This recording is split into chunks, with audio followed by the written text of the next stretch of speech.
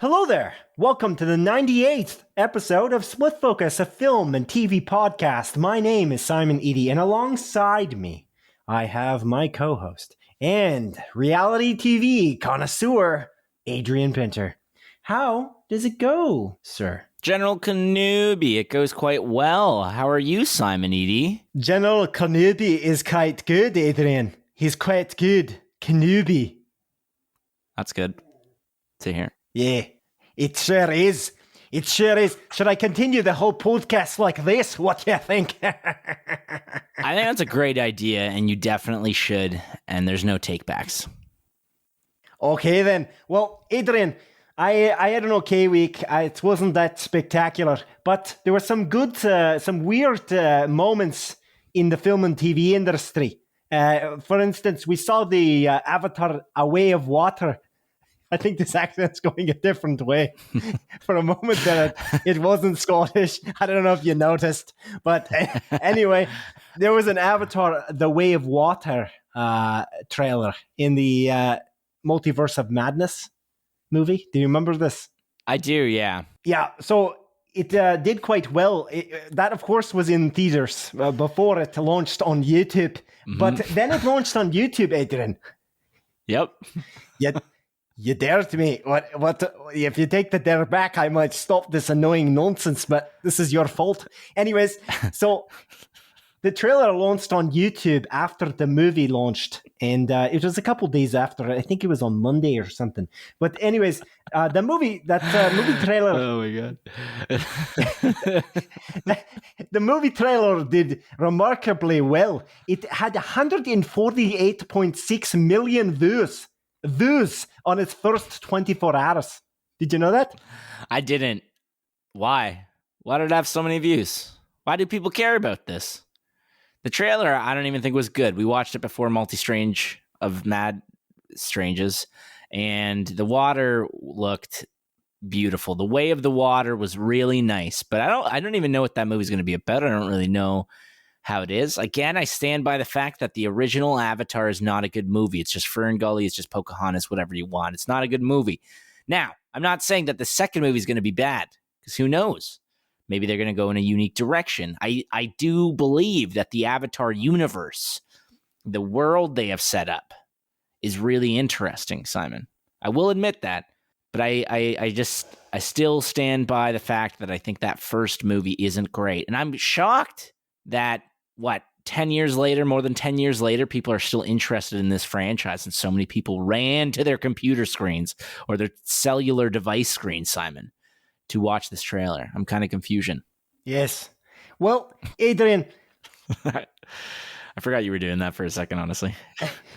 As it turns out, it isn't even cracking the top 10 in terms of viewership. Although that is very good, it's actually quite a bit better than any of the Star Wars movies that launched in the recent years, according to this The Hollywood Reporter article. But I'm going to read the top 10 viewed trailers over the last little bit here. Are you ready? Yes, I'm ready. Can you guess which movie it was that had a trailer that actually had the number one spot, Adrian? Avengers Endgame. You're incorrect. It is Spider-Man No Way Home. Oh my goodness. Spider-Man No Way Home, the trailer, which launched on August 23rd, 2021, garnered 355 million views. Are you making a toy set? Are you making Legos in the background? What is that noise? I heard silence and then just fiddles. Sorry. Ellie was just being all I want to go sort of thing. So I went to let her through.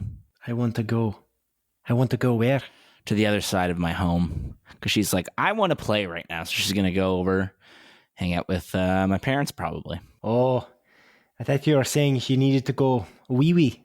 I don't believe so. I let her out earlier. I think she's doing well in terms of her bladder and her poop. Yes. Very good. Yeah. Very good. Anyway, you want to hear the rest of the list, or are you good? Well, you only said the first one, which is Spider-Man No Way Home. So what's number 2, Simon? So number 2 is the one you guessed, Avengers Endgame. It's number 2 spot. I knew it. That was my guess all along. Then number 3 is Avengers Endgame. And then number 4 is The Lord of the Rings, The Rings of Power. Wait, what's number 2? Avengers Endgame.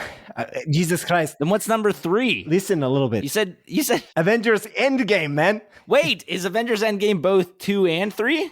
Yes, sir. Oh, because Avengers Endgame has the 2 and 3 spot because there are 2 different trailers for Avengers Endgame. Okay. And then you got number 4, The Lord of the Rings, The Rings of Power. Mm-hmm.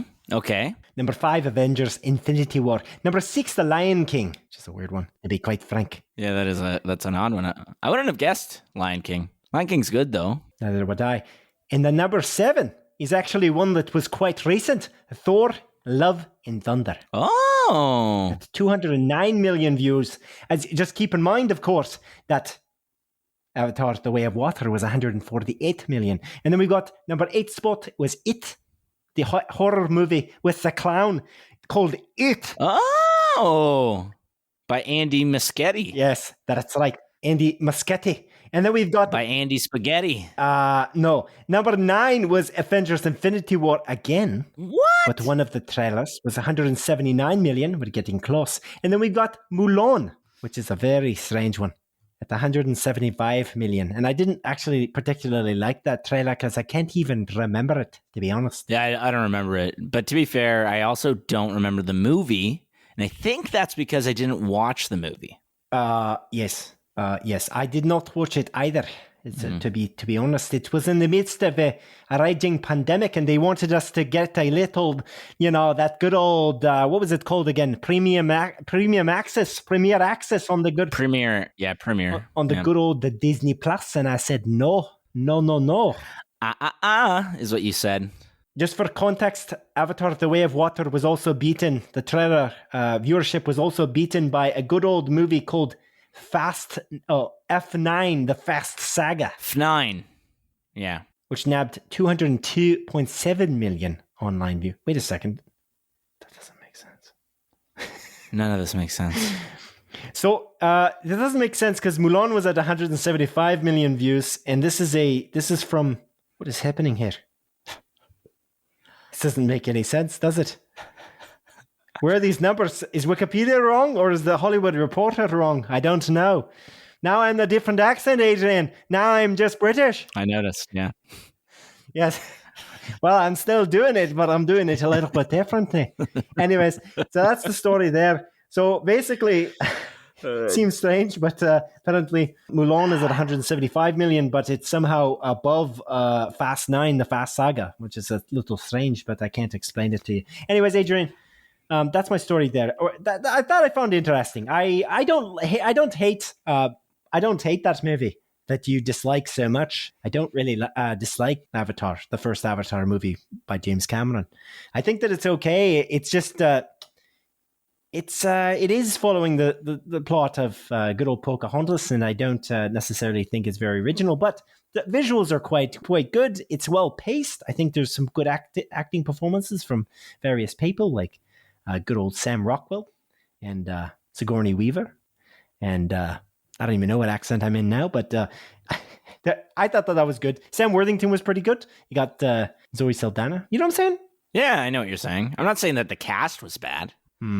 I just think that the plot is wholly unoriginal and it's a boring movie. I don't think it's boring. I think it was okay. I think that it's kind of annoying that it is the same plot as another movie, but other than that, it's okay, I think. Mm-hmm.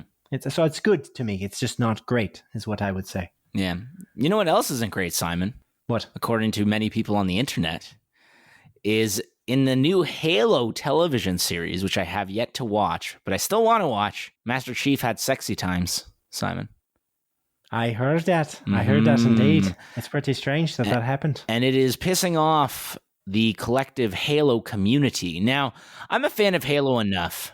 Are you part of that community, do you think? No, I wouldn't say I am. Like, I really like the original Halo trilogy. I like Halo Reach. I didn't like Halo 4. I never played Halo 5. And when Halo Infinite came out, I played the multiplayer quite a bit. I started the story, and Halo is so directly tied to like a couch co-op experience for me that I didn't really want to play the entire campaign on my own. So I played it for a few hours, and I was like, I'll get back to this. I don't really care too much about the story all that much. Right, because they were supposed to launch a co-op campaign. Yeah, and it was supposed to launch, I think, like at the start of season 2, which they just launched early May, and they delayed it even further. Anyways, it's not a video game podcast. Sorry, Ken, for talking about video games. But the Halo TV series, again, it's interesting because I feel like a lot of people didn't like it at first. And then I think episodes 5 and 6 in particular, a lot of people were like, damn, this show's actually getting good. It's hitting its stride. And then most recently in the latest episode, I think the penultimate episode, they had Halo Chief, Master Chief, have sex. And for fans of the video game franchise and like the lore behind Halo, you would know that Master Chief doesn't fuck. He doesn't fuck specifically because like he has been, I don't want to say like chemically castrated, but like he's made specifically to have a low sex drive to be a amazing soldier, right? And they're kind of to remove distractions, arguably. Yeah, and they kind of went against that in this Halo series. Now, this isn't the first time where the show has deviated a lot from the games. I think the showrunners specifically said that they didn't even play the games. They just took some of the lore and some of the ideas and are making their own original story out of it, which is kind of silly, which, again, I'm okay with to a certain extent. But now they're taking some serious liberties, and it's, again, really pissing off a lot of the community. And not only that, I don't want to spoil it here, but I read some spoils on Twitter that it's not just Chief having sex that's the problem. It's what happens because Chief has sex that is really pissing a lot of people off. And I don't know, it's too bad to hear about that because, again, I feel like over the past couple weeks, the Halo series has been viewed very positively. There's like a couple of like really awesome battles and stuff that people were talking about, and people were literally saying like, oh, it seems like the series hit its stride, and then very quickly did that sort of conversation stop, and people are now like, actually, never mind, this show does suck, which is too bad. Paramount has already renewed the series for a season 2, so maybe they'll figure it out. But different showrunners there, Adrian. Oh, for season 2? Yes. So I don't know. Like different showrunners can mean good and bad things. I think. Like I think about Walking Dead, how like they change showrunners so often that it felt fairly inconsistent, and you get to like seasons like 7 and 8 where the show is kind of on like a downward spiral, but you get back into, I want to say season 9, I think, is when they brought in Angela Kang, who kind of righted the ship. So hopefully these new showrunners actually have, played the games. They understand the lore. It's just one. Sorry to say that. I you lock me into this accent thing, and I sometimes add S's to things. Understood. Yeah. I'm having troubles with the plurals. But David Weiner, the showrunner of Brave New World, is the new showrunner for season 2 of Halo. Brave New World. Yes, indeed. Like The Walking Dead Brave New World, or is that something different? Or no, that's Walking Dead World Beyond. I don't know what this Brave New World series is. So, yes, but yeah, I don't know. But the old guys are gone. That's the thing. Fair enough. But I don't know. The Halo series, I feel like it's unfortunate because Halo has such rich lore. It's a really cool universe and stuff like that, and they could have made something really awesome and that at least respected some of the previous lore. But again, this is just me outside looking in. I haven't watched it. I do want to watch the show still. Again, I think it's finishing this week, the first season. So maybe I'll do like a Paramount Plus trial and kind of binge it. But goddamn, there's just so much shit to watch. I don't even know. I still got to watch Ozark. I still got to, I'm just watching so much stuff. It's kind of, it's tough to stay up to it, which is funny because I didn't really watch anything this week. I feel like there's too much choice right now, and it's like giving me anxiety, and I don't know what to consume. There's just too much shit. And I also want to play video games, and I just feel like, yeah, man, there's just not enough time. My man here is overwhelmed, is what you're saying. Exactly. One other thing I'd like to point out, just as a conversation starter. That's how you would say that, I suppose, in this ridiculous version of the Scottish accent. Adrian, Halo Master Chief, he also takes off his helmet to reveal Pablo Schreiber's face. They don't do that, if I'm not mistaken, in the video game. They don't show his face off. Am I incorrect on this? As far as I'm aware, at least not in Halo, like the original trilogy, nor do they show Chief's face in Halo 4. I don't know if they show his face in Halo 5 or in Infinite at any point. But from like my knowledge is, you have never seen Chief's face in the games. But they had to do that here, didn't they? Mm-hmm. I think maybe it was in Pablo Schreiber's good old contract, maybe. Yeah, my friend Mike, who's a big Halo fan, he actually was messaging me about the Halo series and how kind of annoyed he is about it, and just kind of like talking about how like Chief just always keeps his helmet off. Like it's just really stupid, and there's like a lot of serious like problems in what they do, changing specific characters and how specific events kind of roll out is frustrating. And they make some original characters as well, and he argues that most of these like original characters kind of suck and aren't as interesting in the ones already made. And his words was, also with Halo, Chief needs to stop taking off his fucking helmet. Jesus Christ, was literally one of the messages he sent me. So he's definitely not a fan of it. And again, according to Twitter and some people I follow, most people are not. Most people that are fans of the Halo franchise are not. I'm just going to say, I'm going to point out something real quick here. If you look at Star Wars The Mandalorian, I just want to say as an example, Mr. Pedro Pascal is arguably a much bigger actor than Pablo Schreiber. And yet, if you look at that first season of that show, it's a pretty high-profile show. And yet the helmet stays on. So, just saying. Yeah, same with season 2. Indeed. Simon Edie. Yes. But yeah, man, like I said, I haven't really been watching much. What have you been watching, dude? Oh boy, do you want me to explain this while I'm in this accent? What are you thinking? You've carried this bit on for like nearly 20 minutes, so yeah, if you want to stop. It's pretty ridiculous. I thought you were going to make me do it for the whole time. But I guess I'll stop now. So the things I've watched, Adrian, are... you said that you were going to stop. I can't. This is now my real voice. No, it's not my real voice. This is awful. I feel like that accent got worse as I went. Oh, it definitely did, man. Am I wrong? It definitely got worse, and I found myself getting annoyed. I'm in a bad mood now, I'll be honest with you. I told you you'd get annoyed, so you should undare me, but you didn't do it. So that's why I gave you an out there, and you took it. And I appreciate you taking it because I was getting... the Scottish accent's not my best. Although I feel like I can do it if I'm not just trying to think about what I'm trying to say. I just don't do it enough for it to ever be, consistent. Yeah. If I had a script, I could probably read it a lot better, more accurately, but still ridiculous. And if it was a real Scottish person listening to this podcast, they're probably thinking, sorry, is that supposed to be Scottish? They're probably thinking this is offensive. It could be. Or they're thinking, whoa, is that Craig Ferguson? Anyway, or not. Adrian, I've watched 2 things this week. Tell me. I've watched more than that, but I don't want to talk about everything I've watched because I think that it's just drawn out, and I've watched a lot of random episodes of random shows. So, and I'll talk about them as I get further into the seasons. But the first thing I saw, and this is something that's very interesting to me, season 4 of Westworld was teased for a little while, and we knew it was coming from Jonah Nolan and Lisa Joy, and there was no information about it really, but now we have a release date of June 26th, and we had a Westworld season 4 trailer. And the way that they launched the trailer was actually quite interesting, because on the YouTube channel for HBO, I don't know if you saw this, but they posted, it's just basically, the title of the trailer is, I believe it, I can't remember the line now. It's like, there's nothing interesting here. There's nothing remarkable about this. What's the line? Damn it. Oh, I gotta find it. You know what I'm talking about, though.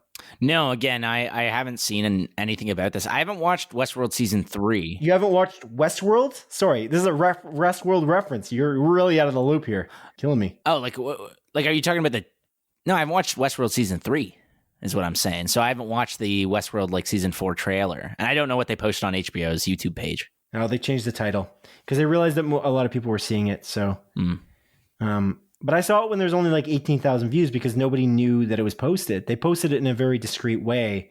And I'm trying to look for the line now because you don't seem to be getting the reference. But Westworld, give me a second.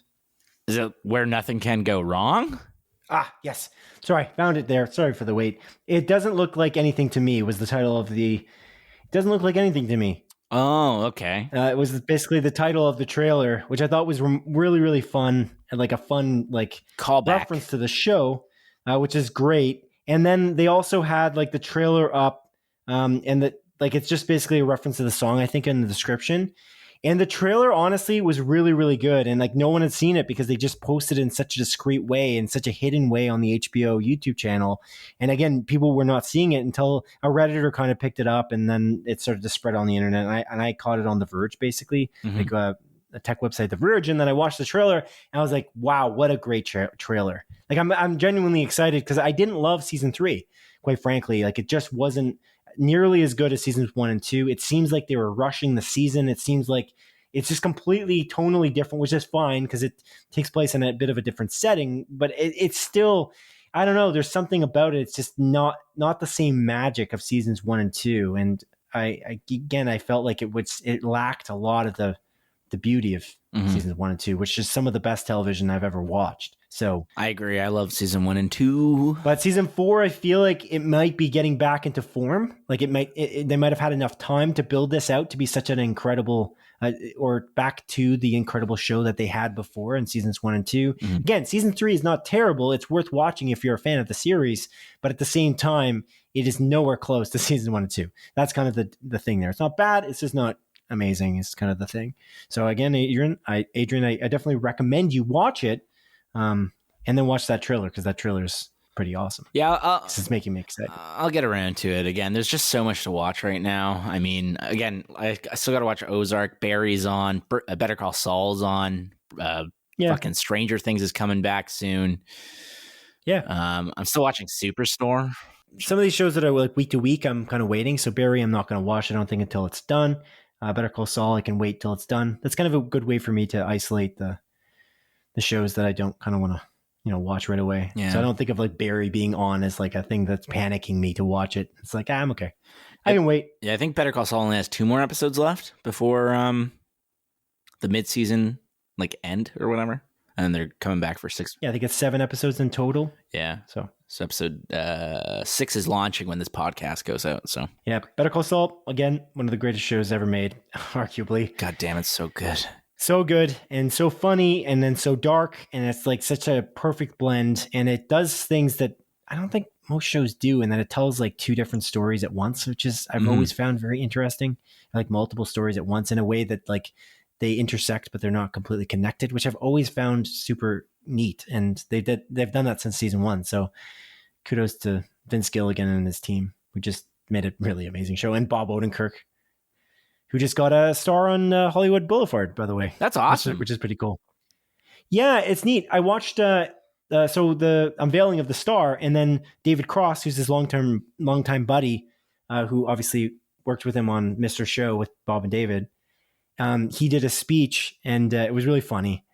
And it was really like heartfelt and funny. And then Ray Seahorn from Better Call Saul also was there to do a speech. I don't know. It was very heartfelt. It was kind of nice to see. He's kind of a pretty awesome dude, like Bob Odenkirk, and it was nice to see him in an action movie. And I'm just kind of curious what he's going to do going onward. Well, he has that AMC show that is coming out. No, that he's signed on for after this. Yeah, he's got 2 shows that he signed on for. Oh, 2! Wow. Yeah, it's a big number. Yes. Yeah, he's got one with David Cross, and then one. I'm assuming you're talking about is the one with where he's the principal or whatever, the teacher in that school. Mm-hmm. We talked about it only a couple weeks back. Yeah, but you keep forgetting about the David Cross show, which was announced first. Yeah. I called you out for that a couple weeks ago, and you still seem to have forgotten about it now. The David Cross show is the one I'm more excited for, to be quite frank, because I think that those guys are magic together, and I feel like it'll be neat to see what they pull off together. But anyways, David Cross, I brought him up as well because he was wearing a Rockstar Games hat. I know we're not a video game podcast, yada yada yada, but sorry, Ken. I thought that was very interesting that he was wearing that hat, and I went down a rabbit hole to figure out why he was wearing that to this event. It was clearly Rockstar Games, like it was 100%. I was like, that's weird, and it's because he was in a Grand Theft Auto game back in the day. I didn't know that either. He was in San Andreas. Oh, really? And I think he was in another. Yeah, and I think he lent his voice to a radio station in GTA 5 as well. Oh, that's sick. I just didn't know that. And I was like, that's cool. But I also thought maybe, is there a David Cross appearance in Grand Theft Auto 6? I don't know. Looked like a new hat. That's all I'm saying. But yeah, cool. Anyway. Sorry? Looked like a new hat. That's good. It did. Okay, that's good. What can I tell you? It looks shiny. Maybe the guy's got lots of these hats in his closet and they're all clean. I don't know. Maybe they're unopened. I have no idea. Adrian, I also watched another show. Tell me. I watched a show that's normally on FX, Network FX. It's called What We Do in the Shadows. It's based on the Taika Waititi and Jermaine Clement movie about vampires who are flatmates in... I think it was in New Zealand, right? It took place, the first one in New Zealand. Yeah, I believe so. Okay, cool.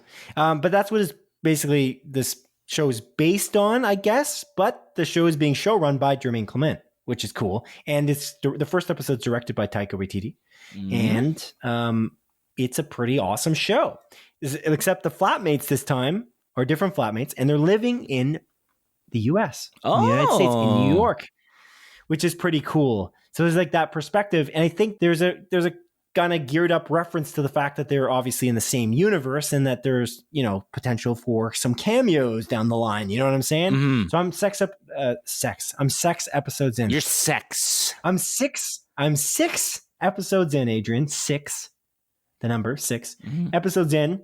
And this show is hilarious. It's hilarious. And honestly, I'm just on board for anything these guys do, I think. I think that's it. I think anything, especially that Taika is involved in, I don't think that I don't know what the point of not watching it would be. He just got this, it's just this quirky humor. And it's just like, it's so gory at times, this show as well. And I don't remember the movie being quite like this. I must have been. But it's like, it's quite gory randomly. Yeah. It's just so ridiculous. And I love it. And my favorite character is by far Colin Robinson.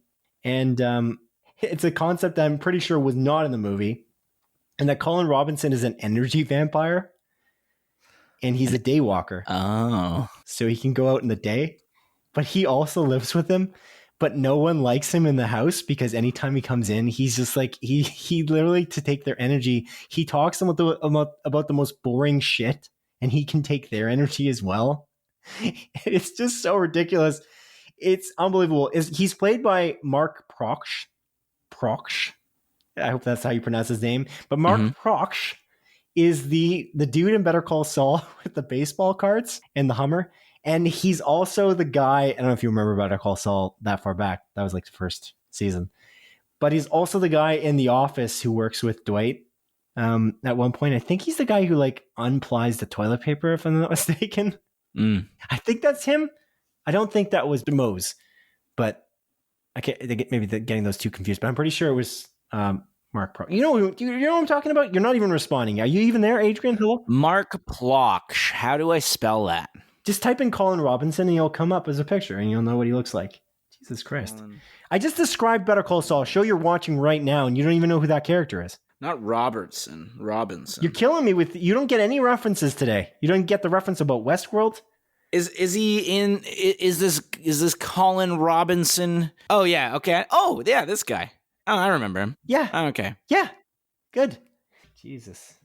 To reference Grand Theft Auto, actually, that's literally the episode in Better Call Saul where the freaking Trevor from Grand Theft Auto is in that episode as well. Ah, okay. I feel like that's a clipped moment in that series quite often because it's a pretty comical moment with Mike Ehrmantraut. played by Jonathan Banks. Anyways, point is, Colin Robinson is an incredibly hilarious character to watch because it's a concept that I didn't even think could possibly be in this show because I just thought it was like regular vampires, but they kind of created like a subset of vampires and are going off of that. And it's just so ridiculous. He's just, anytime he enters the room, everyone's just cringing because they don't want to talk to him. And I don't know. It's amazing. And it's my favorite part of the show for sure. And there's a lot of really cool parts as well. The way it's the same kind of quirkiness of the movie. So if you like the Taika Waititi Jermaine Clement movie of the same name, then you'll like this FX series, which is on Disney Plus, audience. Nice. So if you're interested, well, I don't know if it's on Disney Plus in the States, but it's definitely on Disney Plus in Canada, just because we have Star here in Canada, which is a subset or a subcategory on Disney Plus that has the more mature adult fare, Adrian. Well, that's really cool. That's really cool, man. Yeah, I'm very excited to watch the show because I mentioned many episodes ago that I was watching Wellington Paranormal, which actually takes place in New Zealand, which is also in the What We Do in the Shadows averse. And it's literally following the two cops that show up in the movie, just going on these like random little like, they're called to specific situations, and it kind of shows that there are more different types of monsters and stuff that live in the real world, and it's these two officers going to these random calls with zombies or the Loch Ness monster or random shit like that. So it's not too far fetched that there would be a different like a subset of vampires. I kind of like that idea, and it's definitely on my list.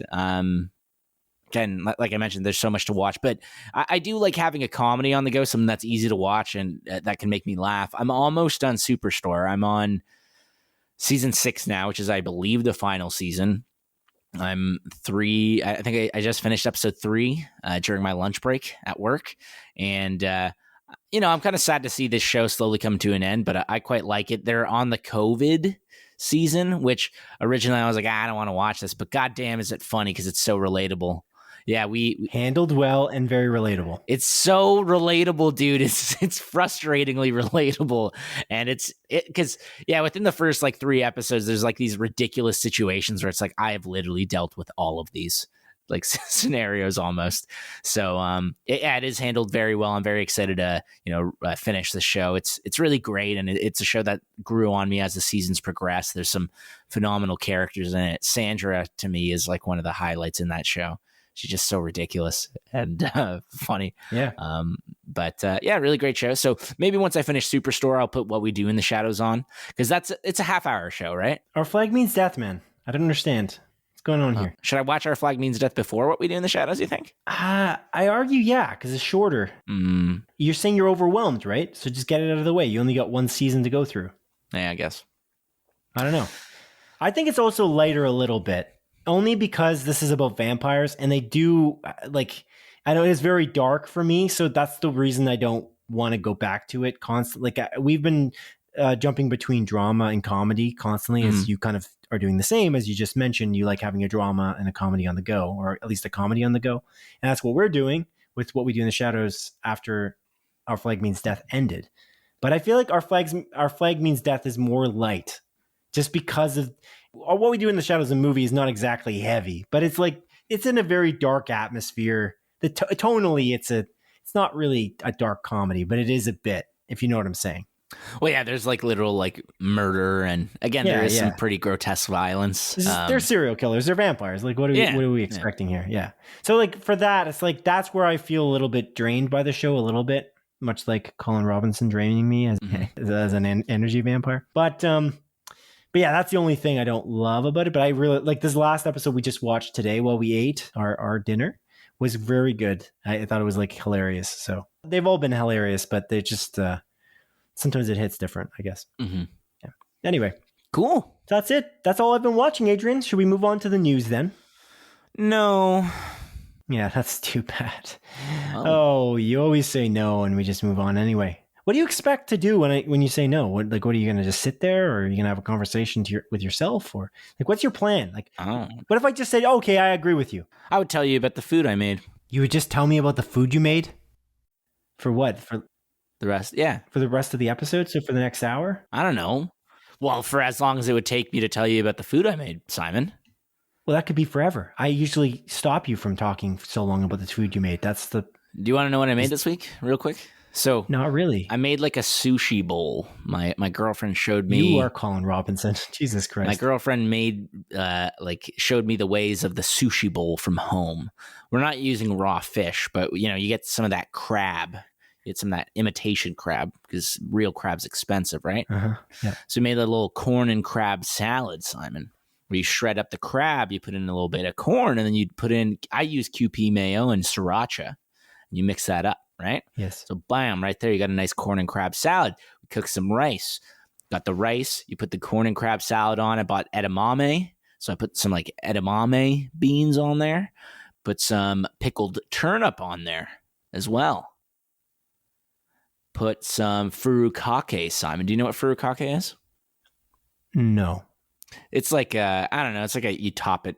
It's like a rice topping. There's like sesame seeds in it. Sometimes there's like seafood pieces in it. The one I have has like dried fish pieces in it, which adds like a nice flavor to the rice and stuff like that. So put that on there. What else did I put on it?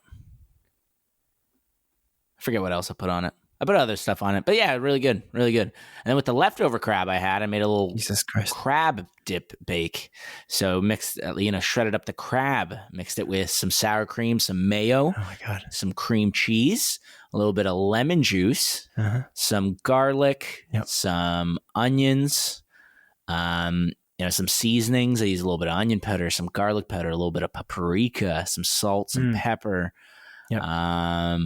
cheddar cheese. This is Topped that, baked it, pulled it out, ate it with some crackers. Then for lunch today, I had some leftover. I put that on top of some rice. Oh my God. Topped it with some fresh green onions. Really good. Okay. Are you done? I made other stuff as well. This week, I plan to make shahi paneer. What the? Which is a like sweet sort of curry using paneer, which is, I guess, like almost like a cottage cheese. It's like an Indian dish. So I've been looking up recipes. Are you trying to put the audience to sleep? Is that your strategy, or? This is the guy that talked in a weird fucking accent for 20 minutes, okay? How is that going to put them to sleep? I don't know. It was just annoying. If anything, it's annoying. It would make them shut it off. They're not going to drift off and crash their car into a freaking median. A medium? A median. Like a person that can talk to ghosts? One of those? No, N. There's an N there. They crash into just a medium walking down the road. Plot twist. A medium shows up, talks to this dead medium now. What are you talking about? Just go back in the footage. Get some bonus information. Get some bonus information of the afterlife from the median. What the shit are you saying? Anyways, go. Yeah. So. Okay. Yeah, this is unbelievable. Let's begin with two chosen focus stories that Adrian has deemed the most topical this week. Number one. As publication deadline reports, Disney Plus has outpaced the industry's second quarter subscriber projections by adding an additional 8 million subscribers to streaming service Disney Plus in their second fiscal quarter of 2022. Apparently, Wall Street analysts had actually projected a much smaller increase of 5.2 million subscribers. Meanwhile, Disney has added just under 20 million subscribers over the last 6 months, which has also been considered by many as a solid success. After the quarter's end on April 2nd, 2022, Disney Plus officially sat at 137.7 million subscribers worldwide. Despite the positive quarterly news, though, the Disney stock price took a bit of a dive and landed at its lowest selling price in more than 2 years, Adrian. What do you make of this news about Disney's subscriber totals? Well, Simon, it's interesting because just a couple of weeks ago, we talked about how Netflix was losing a plethora of subscribers, right? So I wouldn't necessarily say all those subscribers are flocking to a different subscription service like Disney Plus, but it's cool to see this streaming market slowly shift. I know Netflix is still above Disney in terms of, I think, like over like 70 million subscribers, if I recall correctly. So, it's not a full shift yet. But it is kind of wild to see, Disney came into the market. It's only been 3 years, has it? Like 2019 was Disney Plus launch, if I recall correctly. Yes, the end of 2019. Yeah, and how much ground this streaming service has made up in such a short period of time is super cool to see. although I'm not really cheering. It's Disney, like it's a multi-billion-dollar corporation. I'm not like cheering for it, but I do find this just very interesting in general, and I'm curious to kind of do a little bit of digging to see how long it took Netflix to get to this point. It was probably way longer. Mind you, when Netflix launched, the streaming sort of, that was a fresh new idea, and not too many people were really in that market. But now that the market's more competitive than ever, Disney's very clearly dominating, and I wonder how long it's going to take for Disney to go over, Netflix in its subscriber count, because I think all the press surrounding Netflix currently is negative, despite them launching season, or the final season of Ozark, and with Stranger Things coming soon. I'm curious. I'm very curious about this. What do you think? Yes. Well, Disney is a different type of beast. Disney's almost competing not with Netflix. I don't know. It's an interesting situation. Netflix is a juggernaut of its own. And yeah, I'm not really gonna wade into the waters of determining which one, I don't know whether they'll even catch Netflix or whatnot. But yeah, they had a bad quarter. Netflix did, but it's like they had some things happen. Like they pulled out of Russia as an example, and Disney is, again, has been a company, like a mainstay of family content for like literally years. It's not like they're coming into this new. They just created a streaming service to host all their content. And so this doesn't really surprise me too much that they're doing well, I would say. Yeah.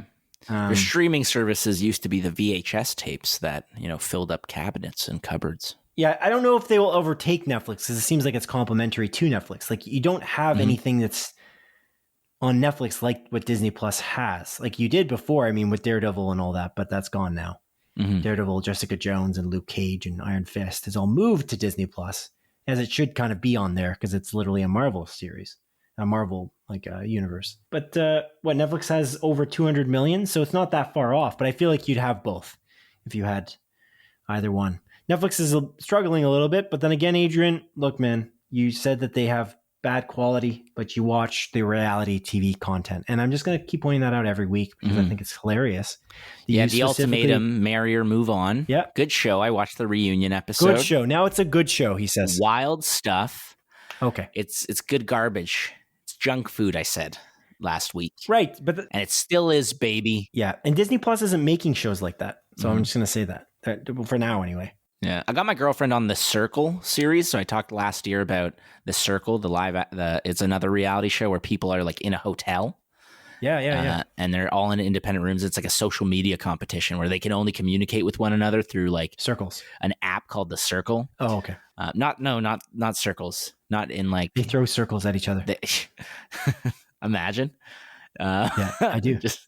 That's what I thought it was. So yeah, no, but it's like, yeah, so where they like compete against one another, in like a social media competition, and each like day or week or whatever, month or even your year, or each episode. I don't even know. It's kind of weird how they kind of separate the episodes, because it's not like every episode someone gets voted off. It's kind of divided in a weird way, but the editing on it's not bad. I quite enjoy it. But yeah, we started watching season 3, and I got her on that. And again, that show is actually quite enjoyable. I don't necessarily think it's garbage. It's kind of garbage, but it's not garbage. Oh, now it's changing. Your opinion. Well, the Ultimatum was genuinely garbage. That was junk food. Okay, I see. That was like, it's so bad. It's just like amusing. The Circle is kind of fun. You're watching all these characters. No one's really a piece of shit. Like in the Ultimatum, they're all just like, I want to take some money home for my family. And they're like, talking to one another, building these relationships. And they're like, oh, I like this person that I'm talking to. But maybe this person they're talking to is a catfish. They're not who they say they are, Simon. Well, yeah, if you're literally a fish, obviously. Yeah, it's wild. They're like actual fish. I don't even know how they can talk. It's exactly. Pretty wild technology. I think all the budget went into scientific research for fish talking, like that one Bojack Horseman episode. That would have been very expensive, dude. That's like billions of dollars. Netflix has a lot of money. Did you make a Bojack reference? Yeah, I did. A Bojack Horseman reference? Yeah. In what way? Sorry. How there's the one episode where Bojack goes underwater, and it's like a silent episode, and there's like the fish people and stuff. That was an amazing episode of that show. Oh my God. I know. I love that episode. Yeah. What a show. For some reason, whenever I think of BoJack Horseman, I just think about the spaghetti joke that they basically were running for the spaghetti strainers. They ran that joke. They started the joke, I think, in the first episode, and they ended it in the finale. Mm-hmm. Like it was like the longest walk to a punchline that I've seen in a scripted show in a while. It's brilliant. That show is amazing. Oh, that just reminded me. I got to watch Undone, which is literally by the creator of BoJack Horseman as well. Season 2 came out, which I still haven't watched. God damn, there's just so much to watch. I'm sorry, I'm confused. So you have too much to watch. So your solution for this week was to not watch anything. Well, when you say it like that, it sounds dumb. Yes, well, that's what I do. Yeah. I point out the logic in situations, like the fact that you said that Netflix has shitty content, but yet you're watching that shitty content. You're using that as a knock against them. Like, you suck because that's why you lost subscribers, because you have all this shitty content. And then you're like, but I watch it the week after. That's all I'm saying. Well, hey, they still have a lot of shitty content. They have like just shit movies. These like these movies that are just poorly written, poorly done. Yeah. You know what I'm really excited for, though, that a movie is coming out that's going to be very expensive, is The Gray Man. The Ryan Gosling, Chris Evans movie. I just got reminded of it because I went through like the Letterboxd app and I was like looking at anticipated movies, and that was on there. I was like, ooh, I hope this does come out in 2022, as it says in Letterboxd. Yeah, I thought they said that it was coming out this year. I thought they like wrapped up filming and stuff. I think so too, but the delays with films is like kind of all over the place, so I can never really predict. But it does say, like, if you look it up on Google, it does say that it is a 2022 film, so I imagine it is. But that's like a spy movie where Ryan Gosling and Ryan the Goose Gosling, Chris Evans are going head to head. It's like a spy thriller, Adrian. I'm very excited for that. Chris Evans got a thick mustache for it. Did you see those pictures of Chris Evans with a thick mustache? I did, yeah. On Twitter or what? Yeah, I think so. I don't remember where I saw it. Also, Lightyear with Chris Evans is coming out. Oh, yeah, that's coming out. Yeah. People are still kind of concerned that Chris Evans is playing Buzz Lightyear instead of Tim Allen. I don't understand what people don't understand. Yeah, he's playing the character that the toy is based off of. I know. I think they just like Tim Allen in that role. So Tim Allen's amazing in that role, but my analogy to somebody at work that recently said this was, I was like basically saying, well, you have Buzz Aldrin, right? Buzz Aldrin is kind of what Buzz Lightyear is based off. So you want Buzz Aldrin to voice Buzz Lightyear in the movie? I actually do, yeah. I don't know. Oh, that would have been the perfect casting choice. That ain't a perfect analogy, Adrian, but I feel like it kind of has the essence there. I don't know what you think. Yeah, but you're gonna hire a professional actor, and Tim Allen was the person. I don't know if it's probably not Tim Allen. The guy's name is probably not Tim Allen in the Pixar universe. But I wonder if they'll introduce. Actually, Tim Allen might be in the movie. Honestly, I bet you he is. I bet you anything he's in the movie. They're gonna hire an actor, and it's a guy who sounds like Tim Allen, and his name is like Jeb Biffins or something, and they're like, Jeb Biffins is here. He's gonna voice you for this action figure, in which he responds, "Oh, cool." And he's like, he doesn't sound anything like me. I guarantee you that's a joke in the movie. Is it not? It's got to be. I could see that happening. Yeah, I could see that happen. That's a good idea. But it's far more interesting that Chris Evans is voicing it, because it distinctly tells you right away that this is clearly not that character. That's the beauty of it, is that it's reminding you that, yes, this is not the toy. Because the toy itself did not go to space. The man who the toy is based off went to space. That's all I'm going to say. But anyways. But the man that the toy is based off didn't actually go to space, because I think it's based on a movie. So we're watching a movie that Andy used to watch in Toy Story. It's not is that right? Yeah, that's what I think it is. Isn't it? No. Oh, is that true? Because if that's true, I did not know that. We're watching the movie that Andy watched that Buzz Lightyear is based on. Are you sure that's true? Because that is not what I heard at all. It's just the guy in real life that goes to space. Is that true? It makes more sense, actually, the way you say it, because that world is relatively grounded in reality. So it actually wouldn't be too far-fetched. But did you just gather that based on like an assumption, or did you actually read that? Because I do not remember reading that, but maybe I just didn't see it. I feel like that's what I remember reading. I don't That's even more complex, though. Yeah. Which is interesting. Yeah. I guess there is a little bit of an irony there, because I was just calling out the concept of the confusion of not casting Tim Allen, but I clearly didn't quite understand the character that Chris Evans was playing, so I guess I was a little misinformed. But we'll find out in the movie. Anyways, the movie's Exactly. coming out soon. It's coming out in the summer, and I'm very excited for that because it looks great. It looks genuinely great. And you know who else is in that movie, Adrian? Who we just talked about just moments ago. Who? Taika Waititi. Oh, yeah, he is. Oh, yeah, he is in that movie. I forgot about that.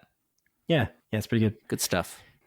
Yeah, very excited for that. But yeah, anything else you have to say about this Disney Plus subscriber total for that fiscal quarter exceeding expectations? Because that's not what Netflix did. They literally lost subscribers, first of all, but that's not the expectation that anyone had. But yeah, they lost subscribers and blew expectations out of the water on the Netflix side because they literally were completely the opposite direction. This went above subscriber expectations, which I think makes sense though, because everyone's kind of gearing up for these new shows. I'm wondering if there's going to be a quarter where it's going to falter. This is the issue, and I've always thought about this working in retail, Adrian, especially in leadership. Do you really want to exceed expectations ever? Or do you want to hit them on the dot or do a little bit worse? Because next year is going to be a whole lot harder.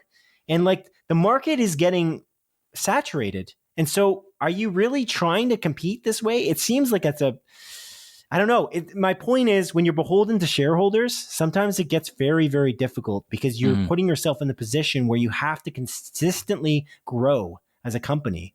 And if you don't grow, it's like layoffs are coming. And you're going to like see some major cuts so you can make sure that at least the profit line for next quarter is going to be way bigger than what they expected, what the analysts expected and what the projections were showing. It's an interesting concept in business that I'm always like befuddled about. This is where private companies kind of benefit a little bit more than public ones. Because when a company is publicly traded, you're beholden to those shareholders. And it's like, good luck to you. Like Netflix made all those cuts, right? They cut a lot of content they were about to make and they didn't do. And then they cut people naturally because they had to do something to show shareholders we're taking this seriously. Yeah.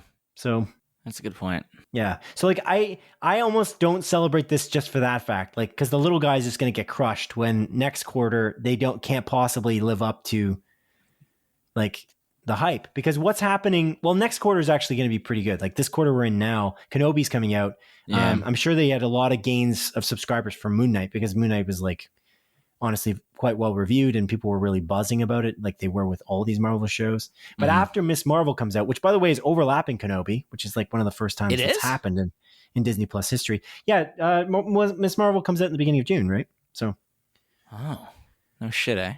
So that's an interesting thing, right? Because there's 6 episodes of Kenobi, and Miss Marvel launch date, I think, is... I'm not remembering the day. Is it the... I'm a little lost. June 8th. June 8th. Damn. There you go.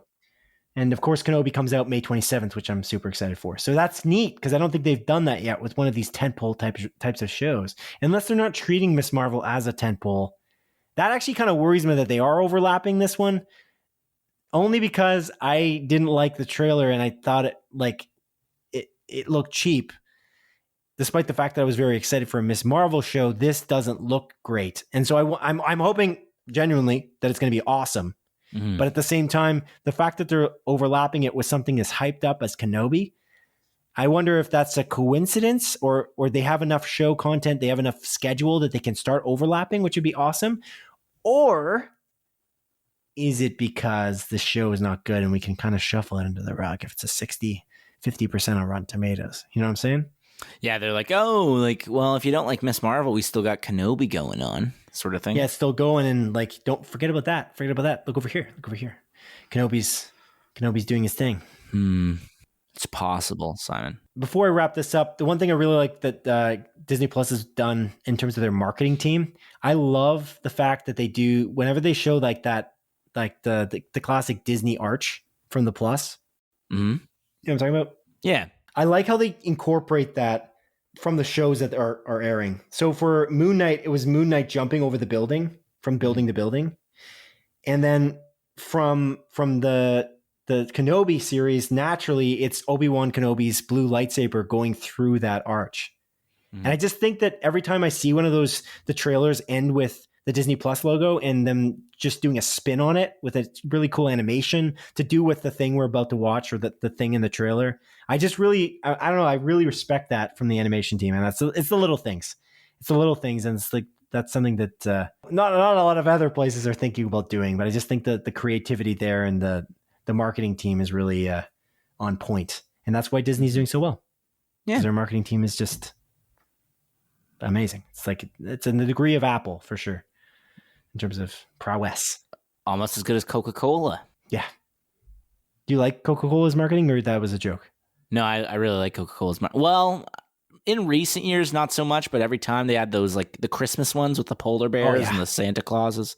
Yeah, Santa Claus is like the perfect Santa Claus. That is literally the picture of Santa Claus that jumps into my head when I think of Santa Claus. Yeah. He's the classic Santa. But they have like that new Coke Starlight one, and it's like, oh, this is crazy cola. Best cola we ever made. You don't even know what it tastes like. I'm like looking at the commercial, I'm like, I don't want to taste that. I don't know what the fuck that is. To be fair, I don't really drink pop at all. So that's fair. I have the occasional Nestea. I like Nestea as well. Adrian, if you were to choose Coke or Pepsi?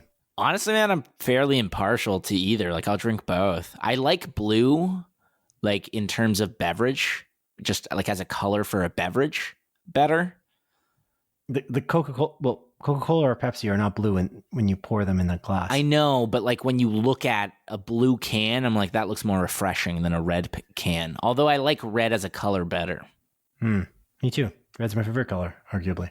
That red's my favorite color. It's the blood of my enemies, Simon. Sorry, is it actually your favorite color, or is it just the blood of your enemies and it was a setup for a joke? No, it's actually my favorite color, yeah. Oh, okay. So it is. Okay.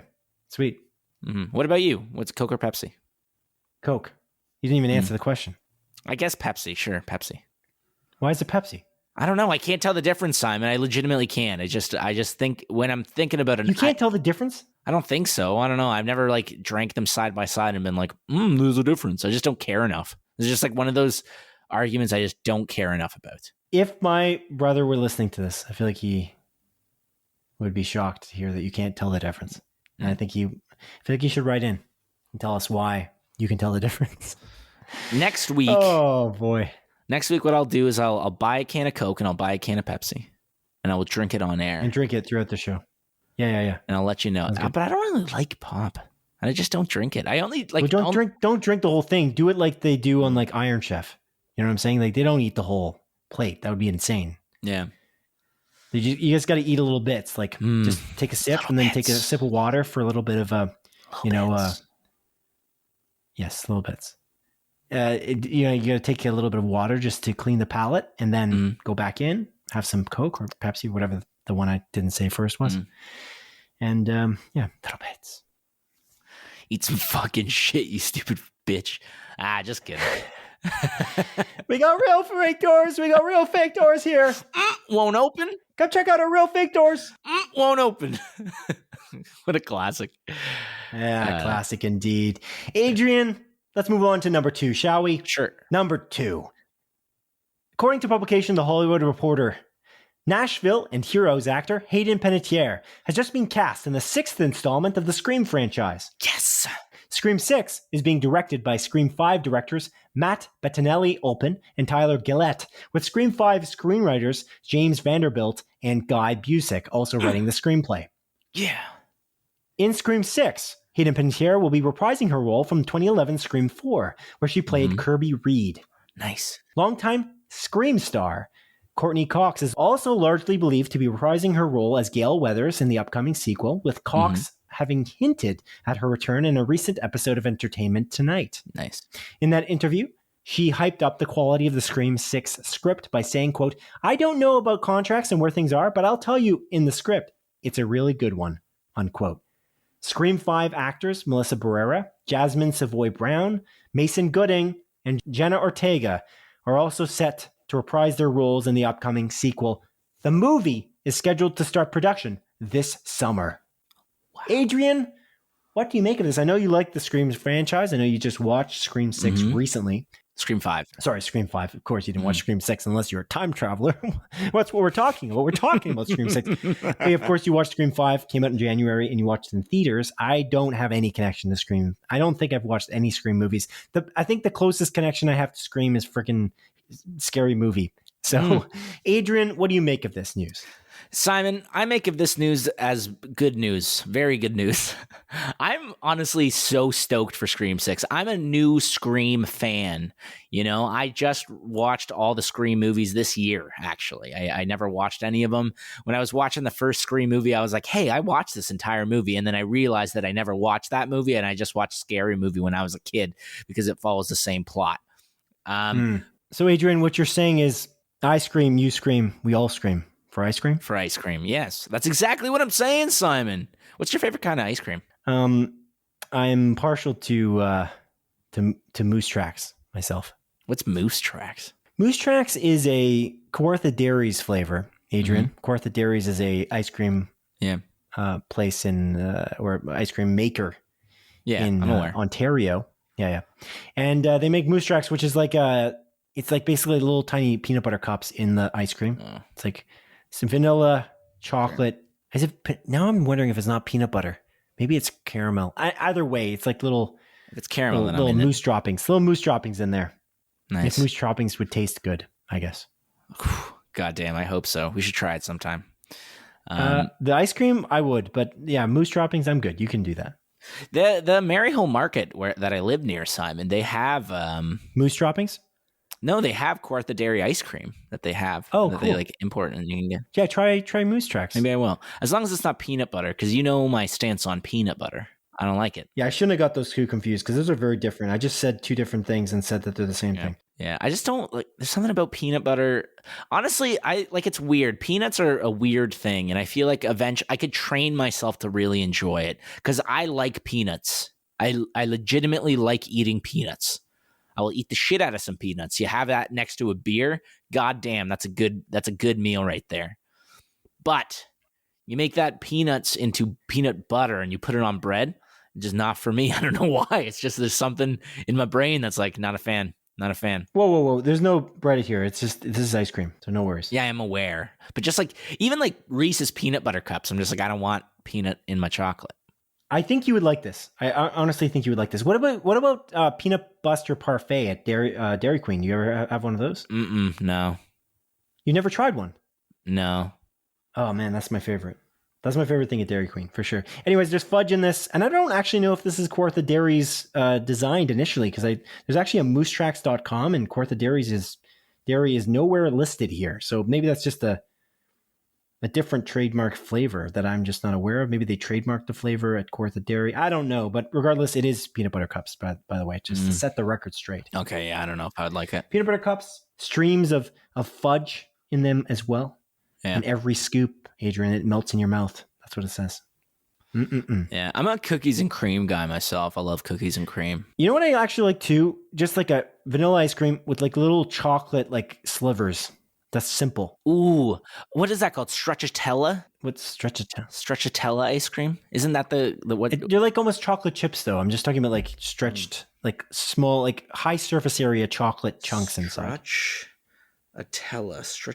I don't think what you're saying is the same. Because I'm not talking about fudge streaks. I'm talking about egg drops, hard pieces of chocolate that will crunch. Ice cream.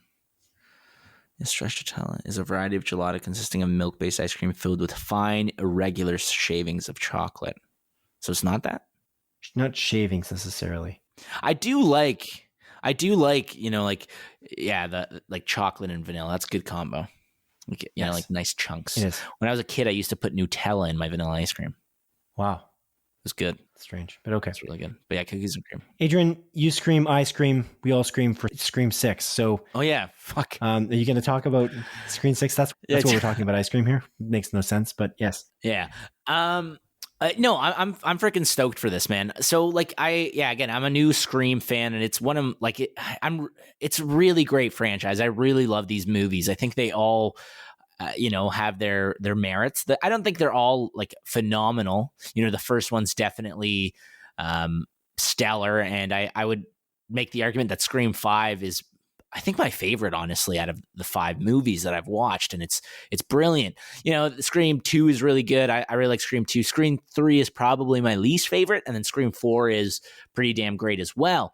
And what's cool about this is a lot of the cast that's been announced for this movie is that some of them didn't or at least it seemed like they didn't make it out alive in their respective films that they were a part of, which I'm kind of curious about, and I wonder how they're going to explain that sort of stuff. I imagine if Courtney Cox is coming back, Neve Campbell is going to come back. You want to have that. Quick aside, again, we've talked about quite a bit of video games this month, but there's a game coming out by Supermassive called The Quarry, which is like a choose your own adventure, like horror game. That David Arquette, who also stars in the Scream movies, like he's one of the Untouchables, as they say, in the Scream movies. He stars in, which I'm very excited for, and he's an awesome character in the Scream franchise, Dewey. And I think this is brilliant. And the directors of Scream 5 and the writers of Scream 5, all four of those people, they really understood what made Scream great. It's a meta whodunit murder mystery slasher flick. And they, took that theme and took that,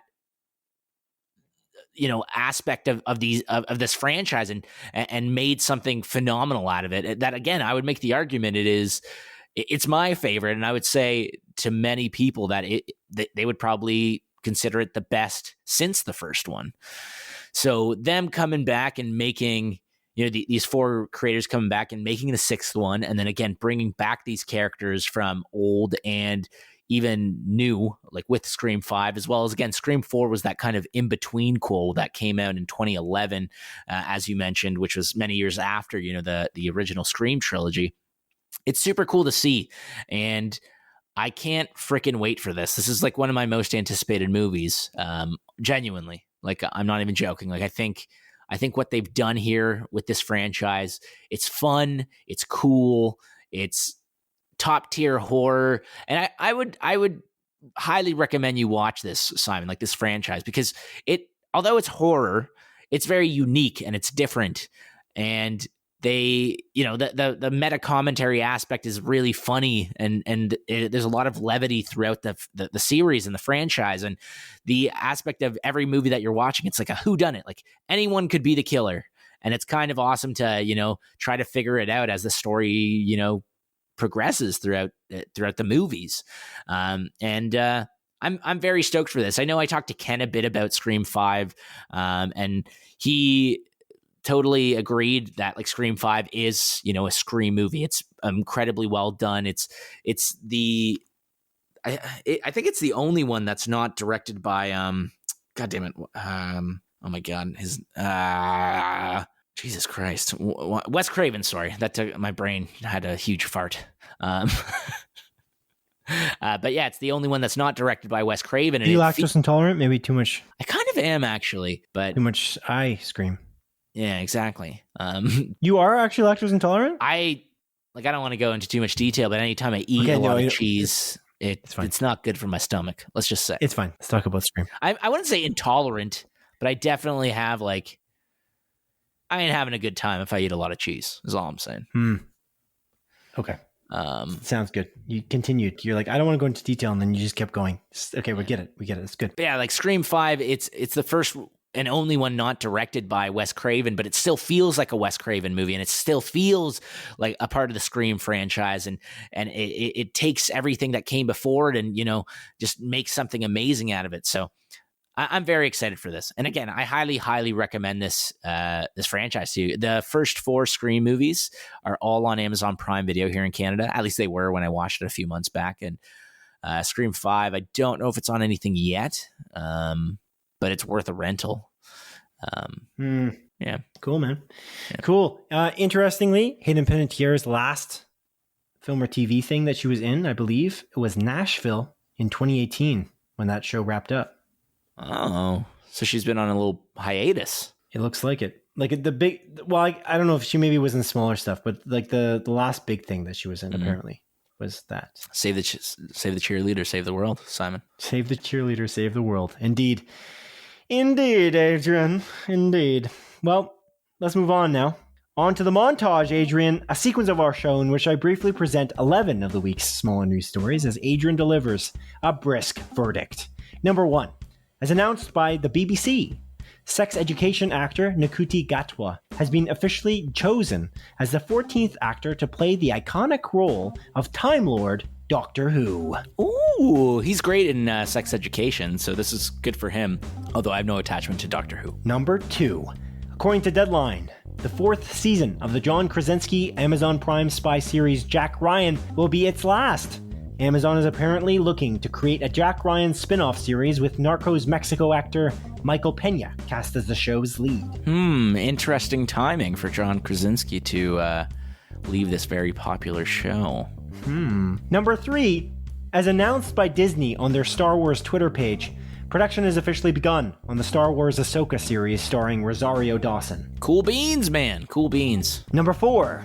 As reported by Deadline, Amazon has renewed the Robbie Amell starring comedy series Upload for a 3rd season. You didn't like this show, right? I remember you watched a couple episodes. Yeah, so I watched the first episode and I thought that the jokes were cringy and that there was a moment in it that made no sense. Like, it was a small plot hole, but it still bothered me, so I bailed on it for the 2nd episode, unfortunately. Maybe it's good, though, because it seems to be well-reviewed and well-loved, Adrian.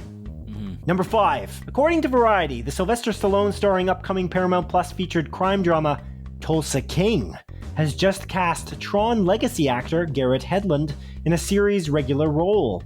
Oh, okay. Number 6. As the Hollywood Reporter notes, Severance actor Christopher Walken has just been cast as Emperor Shaddam IV in director Denis Villeneuve's Dune Part 2. He joins new Dune cast members Florence Pugh and Austin Butler in an already stacked cast list. Ooh-wee. Severance, another show I still gotta watch. Jesus Christ. So good, man. I know. Number 7. As Variety reports, Marriage Story actor Adam Driver, Game of Thrones actor Natalie Emmanuel, The Matrix actor Lawrence Fishburne, Ray Donovan actor John Voight, and The Last King of Scotland actor Forrest Whitaker each have been cast in The Godfather director Francis Ford Coppola's long-gestating film Megalopolis. Ooh, cool. Good cast. Number 8. As entertainment website IGN reports, director David Leitch's Brad Pitt starring action film Bullet Train has been delayed for a 2nd time, this time for just 1 week. As opposed to premiering on July 29th, 2022, it will now debut on August 5th, 2022. Oh, weird. I wonder why. Number 9. As Deadline reports, network AMC is officially working on a TV series adaptation of game developer Remedy's action horror video game series Alan Wake. That's a great game. I love that game. This is kind of cool. Number 10.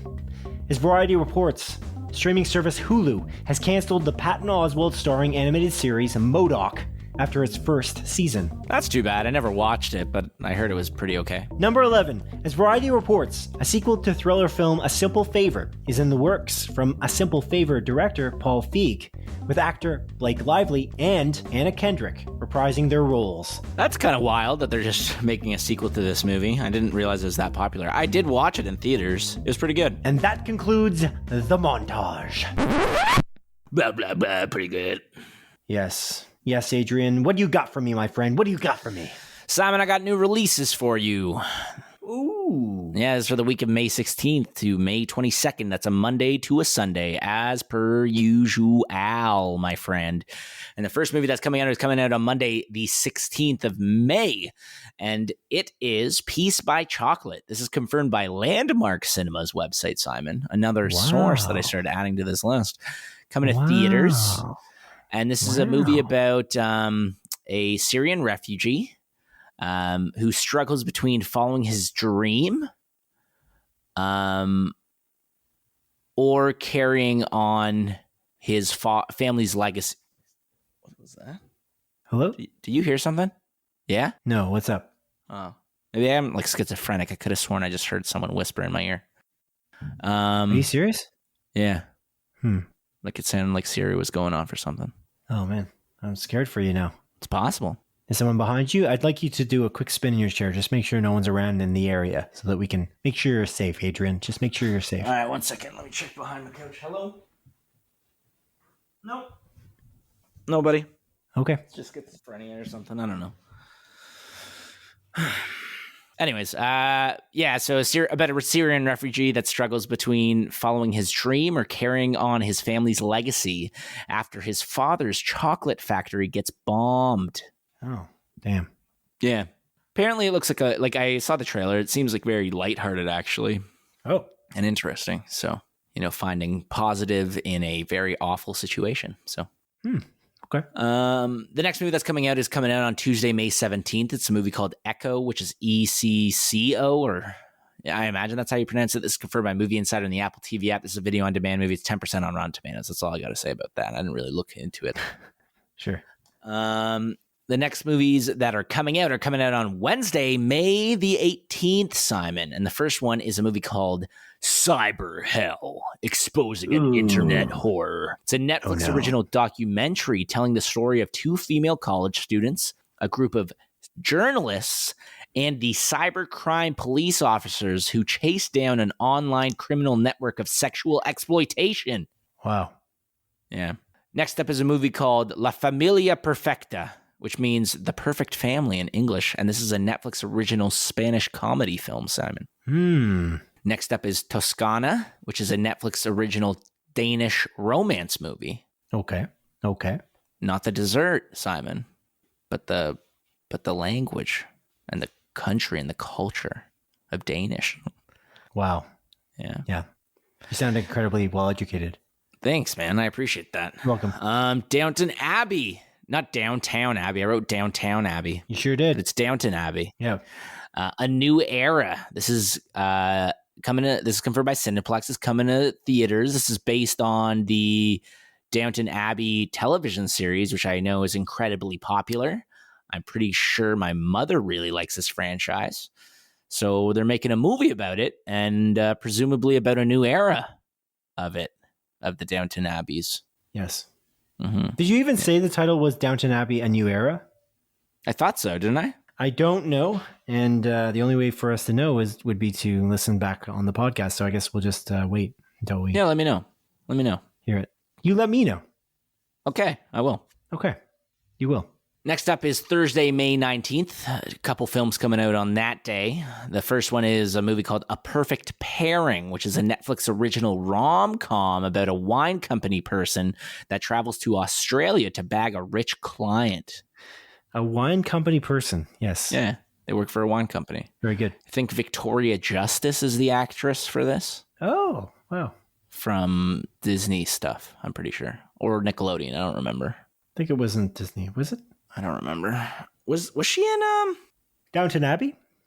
No, the Victoria Justice. Wasn't she in Zoe's last Zoe 101. Zoe 101. Yes. But that's Nickelodeon. Zoe 101. Oh, that is Nickelodeon. There you go. That did play on Family Channel though. I could have sworn. Maybe not. I thought so too. I wonder if Family Channel in Canada is different. Could be why. I'm not sure. Than Disney Channel, yeah. Right, yeah, because there's Disney Channel. Anyway, she was in that. Okay. Next up is a movie called The Photographer, Murder in Panama, which is a Netflix original documentary looking at the events of the late 90s that saw the murder of photojournalist Jose Luis Cabezas. Okay. Yeah. Wow. Now, the next movies are all coming out on Friday, May 20th. Simon Dennis Eady. And the first one is a movie called Fuck Love 2. Yikes. It's a Netflix Dutch rom-com movie about several friends turning to each other for help after failed relationships. Okay. Yeah. Relationships. Yeah. Would you turn to me if your relationship failed? Ideally, it will never. But if it does, would you turn to me? For what? If your relationship failed, would you turn to me? What would I turn? Yeah, I would. I would turn to you and say, "Hello, Adrian. My relationship has failed," is what you would say, verbatim. Yeah, yeah, I would. I would tell you that in that tone as well. I would say that my relationship has failed. Goodbye. I was like, Simon, you're breaking the podcast rules, but I feel like this is a good time to do so. Is what I would say back to you. No, I would just no. I would not break the podcast rules. I would record the podcast with video, and then I would spin in my spinning desk chair. You have a spinning desk chair? I'd spin around like whatever the guy's name is, Mon Calamari, and I would say, instead of it's a trap, I would say, my relationship has failed, and then we would talk about film and TV. No need to break the podcast for that. Yeah, fair enough. That just you saying calamari reminded me that Chuck's Roadhouse took calamari off the menu. I love good fried calamari. Me too. Like when it's breaded really well and whatever. Like there was this restaurant in in Markham, Ontario. Adrian, I don't think you've tried it, but maybe. It's called Frankie Tomatoes. It had a Leaning Tower of Pisa. It closed down. Yeah. Did I talk about this on this podcast? I can't remember. You either talked about this on this podcast or you talked about it to someone while I was there, and I remember you saying these things. Yeah, of course, because we don't talk outside this podcast, as we just said. But never have, never will. Right, but in general, that was really cool. There was like a Leaning Tower of Pisa in front of the restaurant. It's a buffet, and they had such good calamari, and it was a buffet. So I would like constantly go there, and I would like just wait for the moment where I could go up and just get that calamari. They had like this crazy lunch special price. It was like $12 or some ridiculous thing, and for like a full Italian buffet, which had pretty honestly great food. Yeah. Like compared to like the Mandarin, which doesn't have bad food necessarily, but it is $25, and even for lunch, it's expensive. You know what I'm saying? Crab fest at the Mandarin, dude. Very good. Yeah, we should do it. We should do it sometime. Yeah, definitely. I mean, we'll be too busy eating to talk, so that's good because we can't talk about this podcast. But yeah, it's fine. Yeah. Would you say that you like? How often did you go to Frankie Tomatoes? So actually, my dad's office, he used to have his business. He has a small business. It was situated right next to it. It was like down the street. You could walk there within like 5 minutes. So we would go there for lunch constantly, and I would just keep saying, "Let's go to Frankie Tomatoes every day." And he's like, "Shut up! You're here to work here," because I was working with him at the time in his print shop. So I was supposed to be helping him, but I just kept talking about Frankie Tomatoes. I feel like I was annoying. Probably, yeah. But Frankie Tomatoes is pretty good, and now it's closed down because of COVID, which sucks. Oh, that sucks. Yeah. Would you say that you've eaten a giant squid's worth of calamari in your lifetime? You're like the Kraken, the Kraken's worth, or no, like a giant squid. There's like giant squids are real. Oh, like just a giant squid. Well, I don't like. There's no offense, Adrian, but just like human beings, there's lots of sizes of giant squid, so that's incredibly vague. Sure, yes. That's wild. That's a lot of calamari, dude. Good for you. Yeah. Not the Kraken's worth though. That's way too big. And Adrian, just to follow up, because I want to make sure that we were thorough. Because for anything on this podcast, we're thorough. You know what I'm saying? Mm-hmm. Family Channel in Canada is owned by a company called Wild Brain, or at least it's actually only recently purchased by Wild Brain. It used to be owned by Chorus Entertainment, but it was a Canadian subsidiary that owned it, which is neat. So there was a lot of Family Channel Disney content, but that's just because they specifically sourced a lot of the content from Disney. It doesn't make it that it was a Disney-owned thing. I always figured that Family Channel was Disney-owned, and it's just not. Me too. It's Canadian. That's cool. Okay, good to know. Yeah, it was launched in 1988. The year of our Lord, Simon. In what way? I don't know. I didn't think you were going to press me on it. Yeah, well, you should know better at this point. But anyways, Adrian, what's the next movie coming out? Chip and Dale Rescue Rangers. Nice. It's coming to Disney Plus, Simon, and all I wrote here is heck yeah, because I loved Chip and Dale Rescue Rangers when I was a kid. This one has Andy Samberg and John Mulaney. It does, but this looks great. It looks wacky, man. Is it going to be good? I hope so.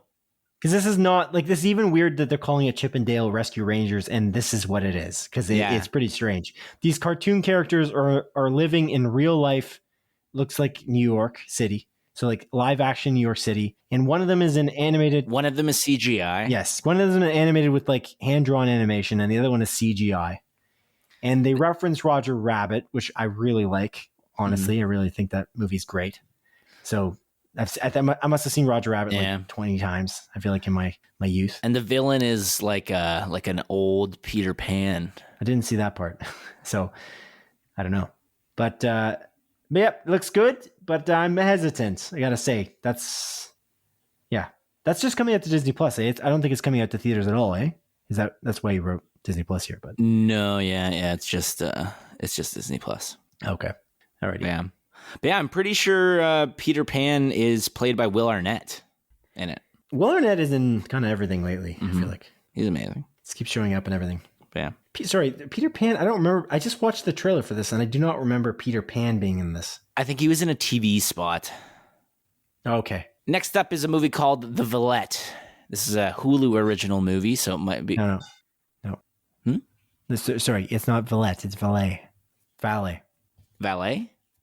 Yeah. I thought you were joking. I am. Oh, you were. There's no accent aigu on there, Simon. I see.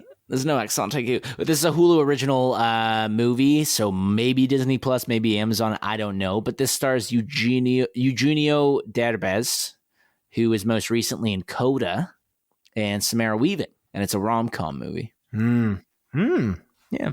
Cool. Next up is the movie called The Race to Alaska. This is confirmed by Landmark. This is coming to theaters. This is a documentary following people racing to Alaska using boats or something. Yes. And then the final movie that's coming out that I'm actually very excited for that I want to watch this week is a movie called Men, Simon. And this is confirmed by Cineplex in theaters. And the reason I want to watch this movie about men is because it's about men, bro. You know?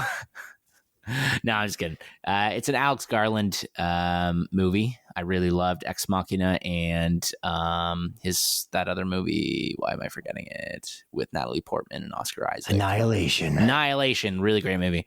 And this movie looks really good. It looks kind of spooky and terrifying. I'm very excited for this. Yes. And that's it. That's all, baby. Men is 86% on Rotten Tomatoes, Adrian. So pretty well reviewed so far, but not certified fresh, only because it's only gotten 49 reviews so far, which is really weird because the reviews seem to be really trickling in like very slowly. I did, the first thing I saw for this was not Rotten Tomatoes score. It was a reviewer. I don't remember where. I was on some website and I read the review from them, and they had rated it as a rotten movie. Like they thought it was a 4 out of 5 or some shit. I think it was 4 out of 10, you mean? 4 out of 10, sorry. Yeah, 4 out of 5 would be pretty good. I don't know where it was, though. No, I can't find it. But yeah, it does look really good. The trailers that I've seen for this are pretty brilliant so far. Yeah. But yeah. 86% on Frankie Tomatoes. Yeah. Exciting. Yeah. Exciting stuff, Adrian. Exciting stuff. Indeed. All right. Well, since that was it and that was all, as you said, Adrian, that ends our regular scheduled programming for this podcast. We didn't have anybody write into us this week. Although, audience, you can write into us at splitfocuspodcast@gmail.com, and we would love it if you did, because we would feature your comment, question, or correction on this show. So if we said something stupid that is clearly not true, I want you to correct us. I personally, Simon Eady, want you to correct that mistake that we made. I want to know the mistake, and I want to present it on the show. If there's just a comment or a question or a weird, quirky, remark that you'd like to make towards us, please do.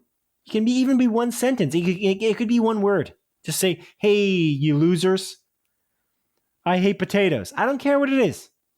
Just write into us at splitfocuspodcast@gmail.com. Adrian, do you have anything else to say to our audience before we wrap this guy up? Anything else you want to say to me, Simon? Because, you're not going to see me for another week, or hear from me at least. No, not really, man. I'm a little hungry, so I might cook something up quick. Got some tempura shrimp in my freezer. Maybe I'll make another sushi bowl. Who knows? Yes. So many options available, Simon. Yeah, I'd imagine. So I don't know. And like I said, I'm going to make Shahi Paneer this week. I'll let you know how that goes. And I'll try to remember to bring a Pepsi and a Coke to next week's episode. Yes. Good. Yeah. Very good. Okay, then. Well, that's it. That's all I have to say. Thank you for listening to the 98th episode of Split Focus, a film and TV podcast. My name is Simon Eady, and this is Adrian Pinter signing off. It is I, Adrian Pinter, signing off. And one thing I do want to add is, although I never got to go to Frankie Tomatoes, you know who did get to go to Frankie Tomatoes? Batman from Batman v Superman, which is a great movie. Huh? It's an awesome movie. I don't think so. I don't think you did. And so is Resident Evil, Welcome to Raccoon City, Town, Village, Place. Good movie. Yes. Resident Evil, Welcome to Raccoon City Place went to Frankie Tomatoes. Not a good movie, but it went to Frankie Tomatoes. I see the connection. It's a good movie. But sorry, real quick aside, I know this is the end. They released the teaser for the Netflix Resident Evil series. Yep. Doesn't look like Resident Evil at all. So we'll see how that is. But I'll watch it. But it looks good, though. I don't know. It's just a little teaser trailer. We'll see. It kind of looked good to me. I was kind of shocked. I was like, oh, I might actually like this. Yeah, I'm going to watch it for sure. It has Lance Reddick in it, which is already a win in my books. So. Well, goodbye, audience. Take care. Goodbye.